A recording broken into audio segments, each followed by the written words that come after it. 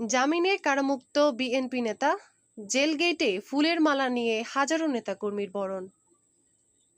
চাঁপাইনবাবগঞ্জের গোমস্তাপুর ইউনিয়ন বিএনপির সভাপতি আব্দুল্লাহ আল রায়্যান জামিনে কারামুক্ত হয়েছেন।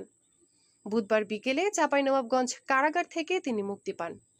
এ সময় তাকে ফুলের মালা দিয়ে বরণ করতে জেল গেটে জড়ো হন বিএনপির বিভিন্ন স্তরের হাজারো নেতাকর্মীরা ফুলের মালা ও স্লোগান দিয়ে শুভেচ্ছা জানান। এ সময় নেতাকর্মীরা বিএনপি নেতা আব্দুল্লাহ আল রায়্যানকে নিয়ে আনন্দ মিছিল করে।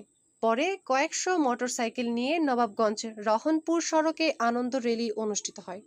এ সময় উপস্থিত ছিলেন চাঁপাইনবাবগঞ্জ জেলা বিএনপির সদস্য আব্দুল গনি আহমেদ চৌধুরী, রাধানগর ইউনিয়ন বিএনপির সভাপতি আনিসুর রহমান, বেয়ালিয়া ইউনিয়ন বিএনপির সভাপতি আক্তারুল ইসলাম ও সাধারণ সম্পাদক রফিকুল ইসলাম রানা সহ জেলা ও উপজেলা বিএনপি ও এর সহযোগী সংগঠনের বিভিন্ন স্তরের নেতাকর্মীরা।